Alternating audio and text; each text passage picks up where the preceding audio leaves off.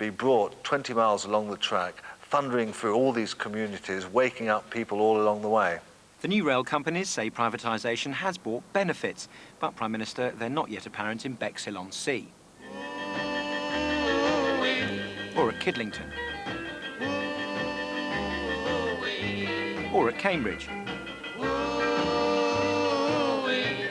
Or at Gatwick. Or at Denmark Hill.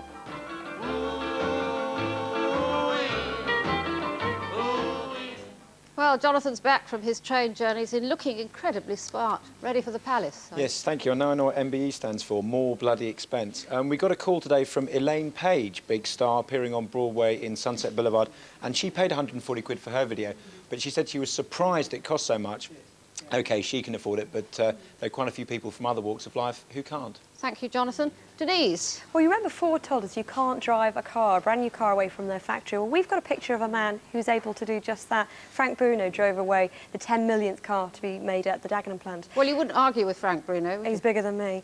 And petrol wars. We've had a lot of letters and calls from people saying the price of petrol's going up all over the country. The highest we've managed to record so far, 67.9 pence per litre, 4-star. That's £3.08 per gallon in Stockton-on-Tees. If anybody knows of a higher price, could they let us know? We're investigating. And there's an oil refinery there as well. There is.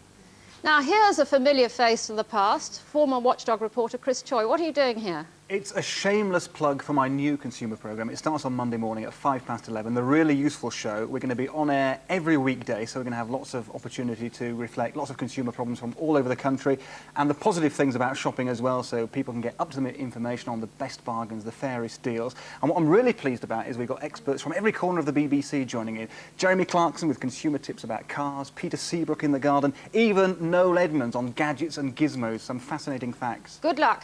Every weekday at 11 o'clock. Alice. Did you see Caprice at those television awards? In her bra? Showing her underwear she was. Well, we are too. Oh, Alice, how exciting. Next week, we're going to bring you a story about a mail-order bra company who are quite literally letting their customers down.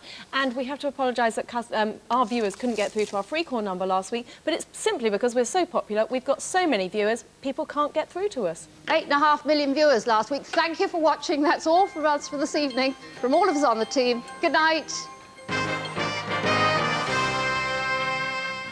Will Ian pull through, and desperate times for Cindy and David? EastEnders follows in a couple of minutes here on BBC1.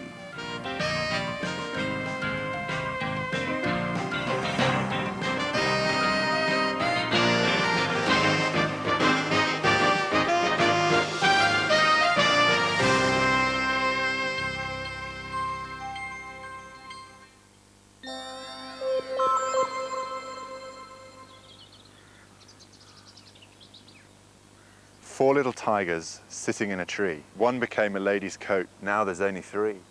Three little tigers, 'neath a sky of blue. One became a rich man's rug, now there's only two. Two little tigers sleeping in the sun. One a hunter's trophy made, now there's only one. One little tiger waiting to be had. Oops, he got the hunter first. Aren't you kind of glad?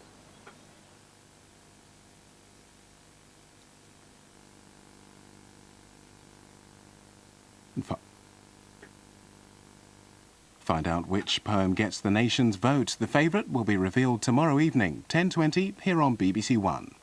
5 news trainees get to grips with the real world of journalism. Tough assignments in hacks. Over on BBC2 now. A strange case of a missing father. He's prepaid his own funeral, and I think he intends to kill himself within the next 48 hours. And an unwilling daughter. Do you want me to take this case or not? With trouble on her hands. What about my rights? Becks caught in the middle. You're not paid to judge our morals. At work and at play. I don't want to change you, Ty. We can't keep away from each other. Can we? Beck, Wednesday, 9:30, BBC1. In half an hour on BBC1, Rolf Harris meets the dog with a phantom pregnancy at the animal hospital. First on BBC1, Cindy's in need of David like never before.